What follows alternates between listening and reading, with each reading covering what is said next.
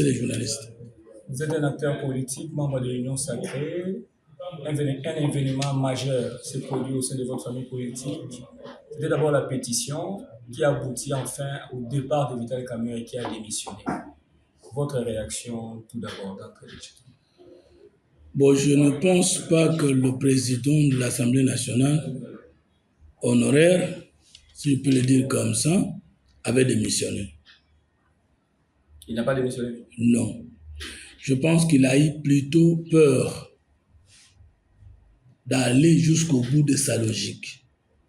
Parce qu'en fait, la démission est définie en droit administratif comme un acte unilatéral qui consiste à ce que quelqu'un décide de son propre gré de quitter sa fonction pour des raisons qui lui sont personnelles. C'est ça, démissionner.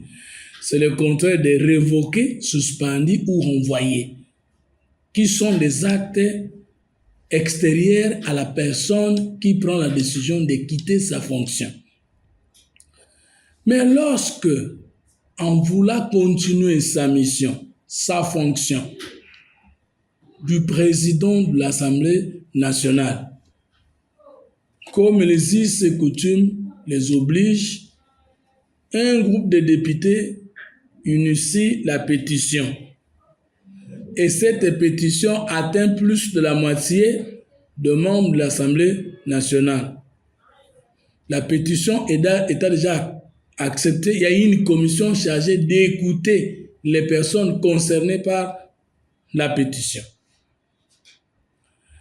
Maintenant, il y a cet événement qui coïncide avec la rentrée parlementaire de la session de septembre 2025, qui est généralement et spécialement même une session uniquement budgétaire, au cours de laquelle, c'est-à-dire l'ouverture au cours de laquelle, le speaker de l'Assemblée nationale demande pardon aux députés.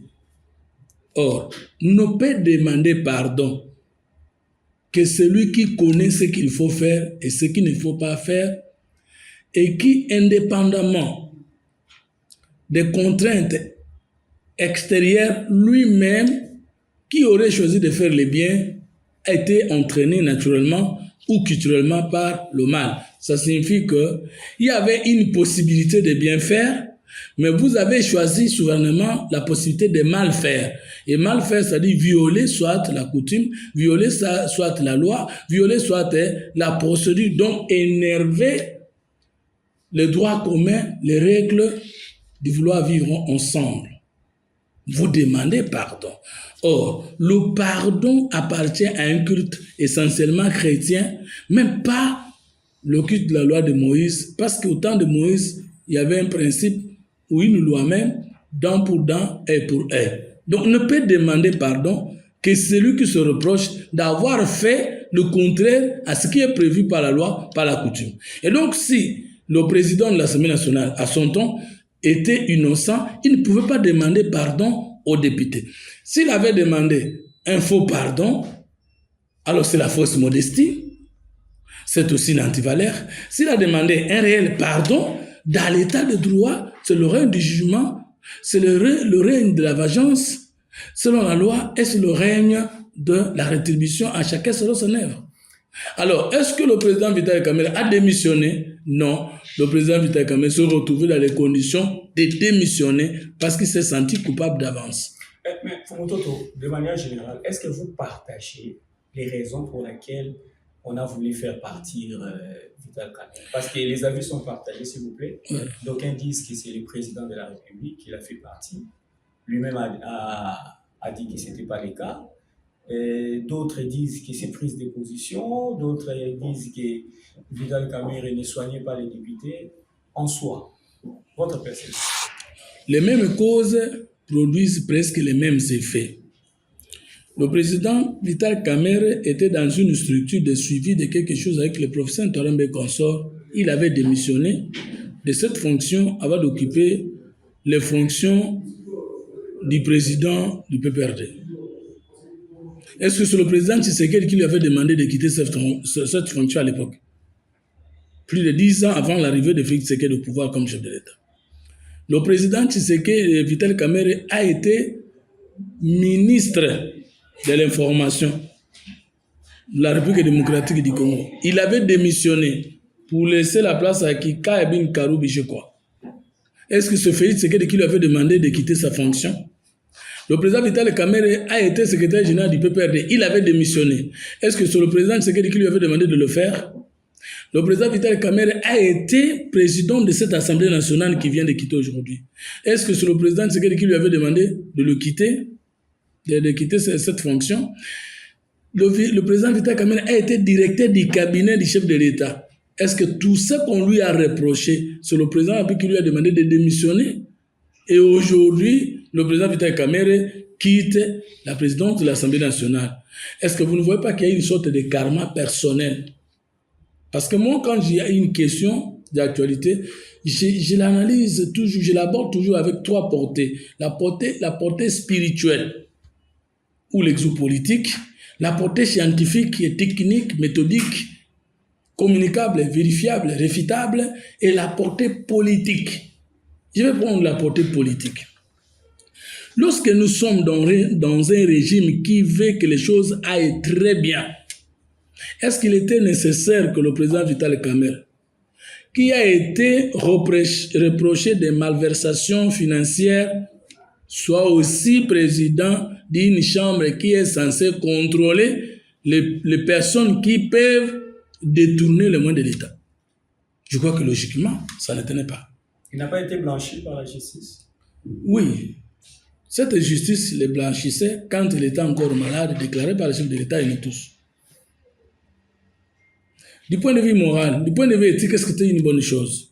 Est-ce qu'il était nécessaire que le président Vital Kamerhe, qui a vécu ce travers, qui a vécu tous ces problèmes-là, ne puisse pas éviter d'être reproché sur les questions de gestion opaque? Est-ce que le président Vital Kamerhe était immature de savoir que tel acte que je pose ou tel autre que je vais poser peut me conduire à telle fin? Si vous dites que c'est le président Tshisekedi qui voulait se débarrasser de lui, mais qu'est-ce que le président Tshisekedi ignorait de son parcours politique qui ne lui permettait pas de l'empêcher de devenir président de l'Assemblée nationale pour n'attendre qu'après le faire partir? Je crois que les gens ne veulent pas approfondir les faits. Est-ce que c'est le président de la République qui a nommé le président de l'Assemblée nationale? Si oui, c'est une contradiction. Il est arrivé là par les primaires, qui l'opposait avec le président Bosso, et il a gagné le président Bosso. Et lorsqu'il a battu le président Bosso au primaire, parce qu'il n'y avait pas le ticket de la majorité pour l'Assemblée, de l'Union sacrée pour l'Assemblée nationale, qui a fait confiance à qui?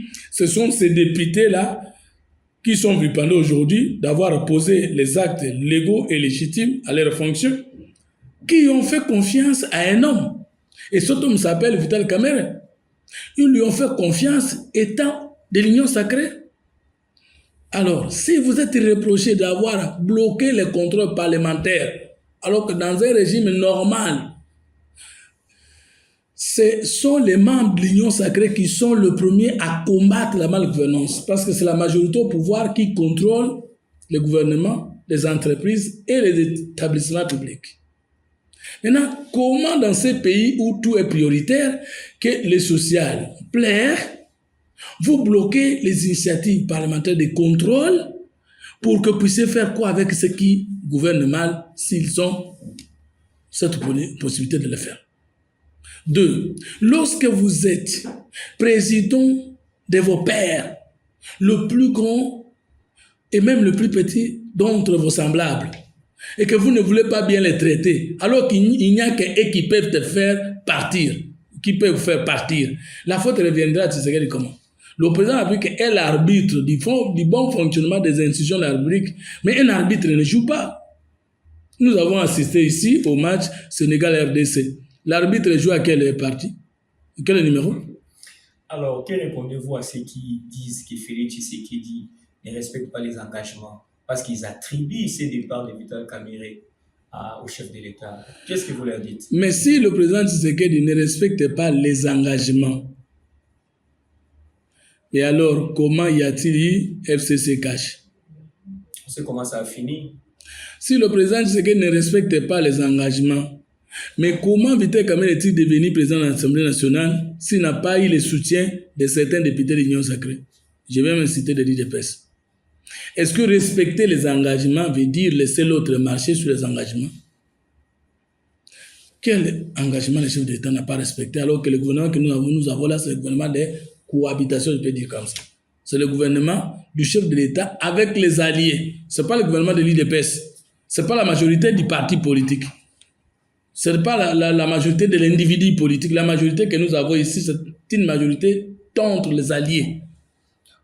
Donc, moi je veux dire ceci que les mêmes causes ont produit les mêmes effets. Aujourd'hui, je ne dis pas que le président Vital Kamerhe n'est que fautif, mais le président Vital Kamerhe doit tirer des leçons. Quelles leçons? Les mal, c'est les autres. C'est ce que vous l'affirmez. L'affaire, c'est les autres. Moi, je suis auteur d'une pensée. Comme Socrate qui a dit « connais-toi toi-même », moi je dis Socrate a menti tout en disant la vérité parce que tout le monde n'est pas capable de se connaître parce qu'il y a des maîtres, il y a des génies, il y a des guides. Moi je dis plutôt la voie de recours à vous-même. Vous êtes vous-même la cause de tout ce qui vous arrive en bien ou en mal. Kamerhe serait lui-même la cause de ce qui lui arrive. Mais oui, parce que s'il n'était pas Kamerhe, il ne connaîtrait pas ce que Kamerhe connaît. Je sais pas si lui n'était pas Kamerhe, il ne connaîtrait pas ce que Kamerhe connaît aujourd'hui. Donc il doit sans nier l'apport négatif des autres, ça peut être établi. Il doit d'abord établir au préalable ses propres responsabilités dans tout ce qui lui arrive. Okay. Si vous dites qu'on ne veut plus de lui, alors il n'a rien fait, on ne veut plus de lui. Alors il va se réjouir d'être innocent. Mais si vous posez des actes et que ce sont les conséquences de ces actes-là qui vous suivent, le vote n'a jamais été inconditionnel. C'est pourquoi on les retire toujours. D'accord. Alors, beaucoup s'interrogent sur l'avenir de Vital Kamerhe parce qu'on dit de lui, vous venez un peu de l'épingler, que tout ce qui lui arrive, c'est un peu de sa faute. Beaucoup disent qu'il n'est pas fiable.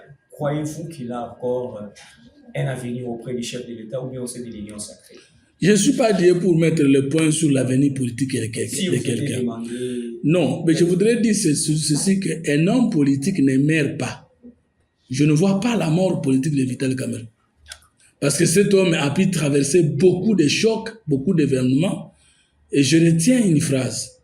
Ce qui ne me tue pas m'élève. Je ne l'enterre pas parce qu'un homme politique n'est pas enterrable. C'est pour vous dire que ce sont des chocs.